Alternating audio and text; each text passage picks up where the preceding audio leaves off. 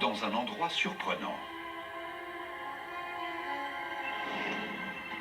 Les textes anciens et les vestiges archéologiques montrent que les maisons closes ont été établies par l'une des institutions les plus vieilles et les plus sacrées, la religion. En réalité, la prostitution était autrefois une pratique religieuse sacrée. Les courtisanes étaient vénérées et non pas rejetées, comme c'est souvent le cas aujourd'hui. La première mention d'un lupanar remonte à 2300 avant Jésus-Christ en Mésopotamie. Les textes sumériens parlent d'un lieu rattaché au temple où les prostituées accomplissaient des rites sexuels dédiés à Inanna, la déesse de l'amour et de la fertilité. La prostitution semble s'être articulée autour des temples. Dans ces civilisations anciennes, religion et sexualité étaient étroitement liées.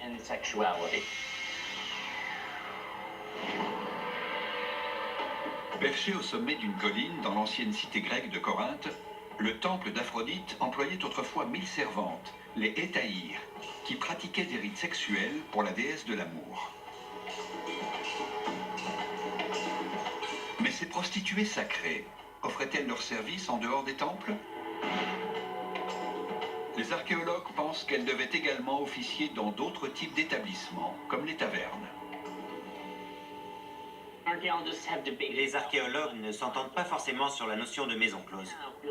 Mais on a retrouvé des vestiges de bâtiments équipés de petites pièces où les prostituées auraient pu recevoir des clients. À mon avis, elles appartenaient au temple, mais elles travaillaient aussi dans les lupanars ou les tavernes. Ce lien entre prostitution et religion a également existé dans la Rome antique, où il a perduré pendant plus de 1000 ans. Au Moyen-Âge, cette alliance secrète s'étendait jusqu'au Vatican.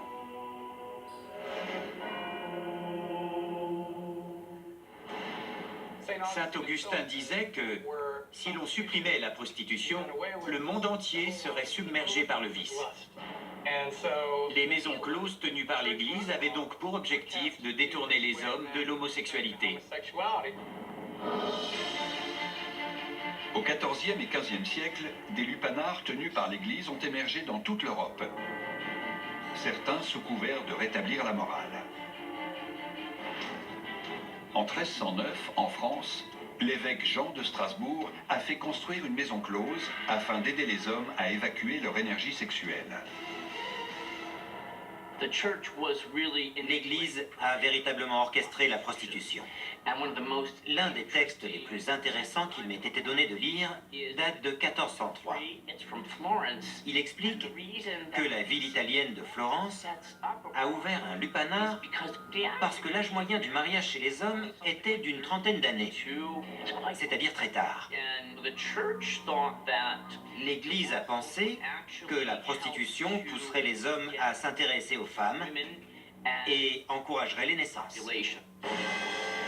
Au XIVe siècle, la ville d'Avignon abritait une maison close tenue par l'Église, qu'on appelait l'abbaye. Les prostituées y passaient leur journée à prier et ne recevaient que des clients chrétiens. L'endroit aurait tellement impressionné le pape Jules II qu'il aurait ouvert une maison close sacrée à Rome. Certaines informations prouvent que l'Église en tirait un avantage pécuniaire. Un décret ordonnait aux prostituées de verser 50% de leurs revenus au couvent, ce qui était une sorte de taxe. Et si vous aviez commis un péché vraiment grave, vous pouviez payer l'Église. C'était un cycle intéressant. Après avoir fauté, vous donniez de l'argent à l'Église pour vous faire pardonner vos péchés, et la roue tournait inexorablement. Péché, repentance, absolution. Tout le monde y trouvait son compte, et chacun faisait ses petites affaires en secret.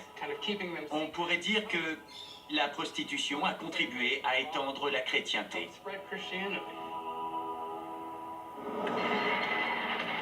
Le monde clandestin des maisons closes a évolué au fil du temps.